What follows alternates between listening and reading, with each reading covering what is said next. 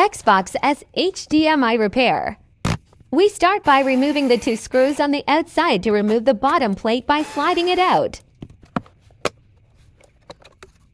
Next, we remove all the screws to get access to the parts on the inside and to remove the surrounding plate.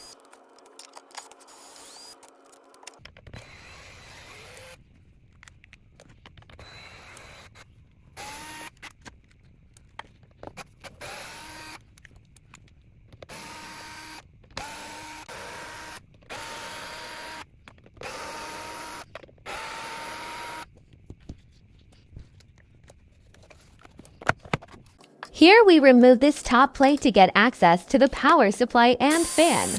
We now remove the side connectors attached so we can remove the inside parts.